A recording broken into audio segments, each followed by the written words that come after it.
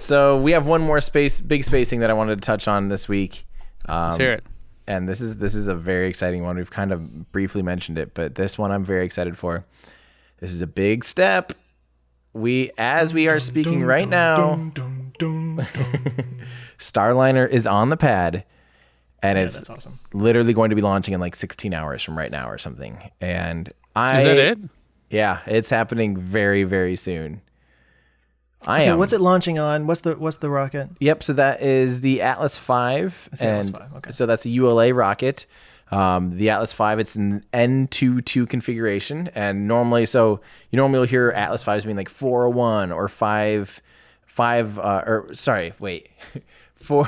401 like 551. He's just saying numbers. Yeah. So the way that it goes, the first number denotes how big of a fairing there is. So normally rockets have those fairings or nose cones, as Business Insider called them.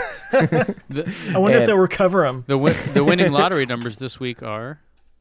What if they lose the nose cone on this rocket? Anyway, this one doesn't have a nose cone, so it actually is denoted as N. It already lost it. Good job, Boeing ULA. You already lost your nose cone.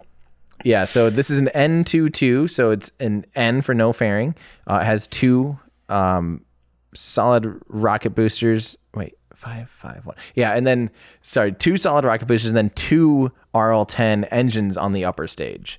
And this is the first time an Atlas V will launch with the dual RL-10 Centaur. The dual motor Centaur has flown before, but never on an Atlas V. So it's a really exciting mission.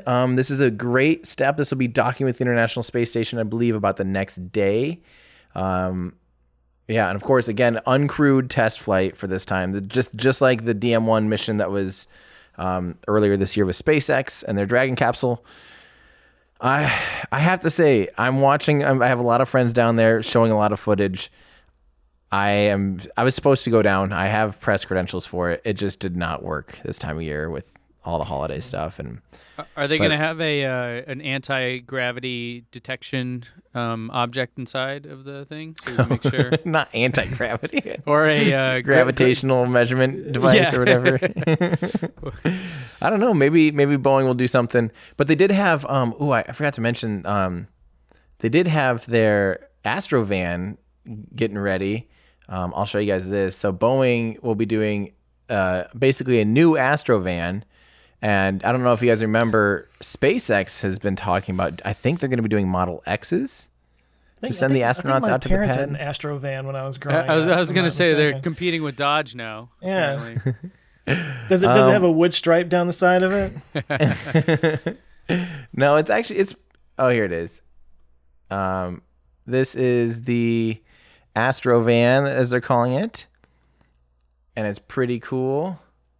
It's basically just a giant Airstream. Gotcha. They just wrapped an Airstream.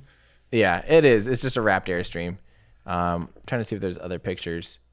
But, yeah, I don't know. I'm just... much for that STEM engagement budget. There goes the Astrovan. Hey, they need that unless here we go. Unless they want to make the astronauts walk out to the pad. That'd be pretty funny. Like, okay, guys, you got a 3-mile trek. Have fun. Come on, you've been training for this. The suits only weigh 100 pounds. Oh, this is for the astronauts to ride in. I thought this is literally was like for the an astronauts. Educational type thing. No. This is what the astronauts will go in to get out to the launch pad. So when they pretty cool. God, I guess it's been so long. When they come back, do they still do a thing where they're like in a quarantine or something? No, not anymore. We that figured stopped out that after. That's not a... The first couple Apollo missions, they had them. Maybe only the first. Maybe Apollo 11 was like, or maybe the first couple were the only ones that they quarantined them in case there was unknown like bacteria or something on the moon. Yeah. But that being said, guys, Astrovan looks like something you would have a bachelorette party in on the inside.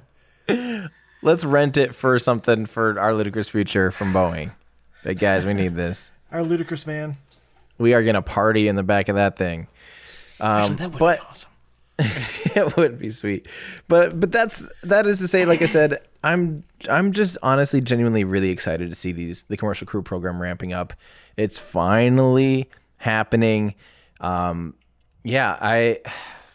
I don't know. Yeah, Do you I'm know excited. if they have cargo on it that they're taking up there? I would assume so. I actually, if only I someone mean, if they're had going like to a. connect with the ISS, they might as well bring something. I'm pretty sure they Some are. extra tang. Shrimp cocktail. If only there's a website that had like previews on that type of stuff.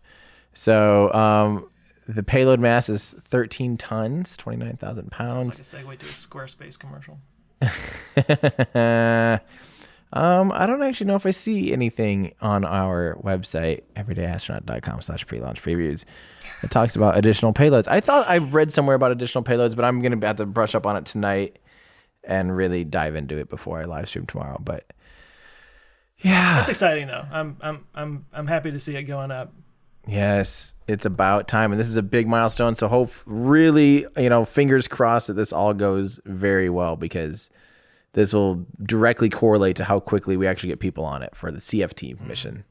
So it's still, like I said, I don't know. Remember, sorry guys, I need to dig into this a little more, but I think they have like the next one pretty much ready to go. And if this goes well, I think it'd be a pretty quick turnaround to be able to get people on it. So I got to figure that out, kind of get a good time frame going. But SpaceX is coming, ready for their in-flight abort. It's now moved to January 11th, but that's still pretty close. Once that's done, they're hopefully, assuming everything goes well there too, they'll be ready. That'll be their major final checkout besides parachutes. I think both companies are trying to finish their parachute certifications. But Yeah, because that's kind of the next big thing, right? So Rocket Lab is doing reusable, SpaceX obviously, but is anyone else? You mean for using parachutes to recover? Any kind of reusability. Yeah, they're obviously Blue Origin, like you said. ULA with their Vulcan rocket will be trying to use parachutes to reuse the engine portion of their rocket. So they'll detach the engines, have an inflatable heat shield, and then draw a parachute. But as far as parachutes for this is a different thing. It's just for safety of bringing the crew home safely, because parachutes are the most reliable form of slowing down. Was that supposed to be a segue?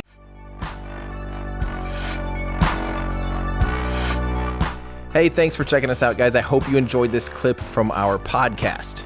We do a weekly show here on YouTube, so make sure to subscribe to Our Ludicrous Future, where we discuss all the things that are going to make our future totally ludicrous. You can join us here on YouTube or at any of your favorite podcast places. Plus, if you want to get some behind-the-scenes stuff and join a cool community, you can help support the channel at patreon.com. Thanks a lot. Thanks, guys.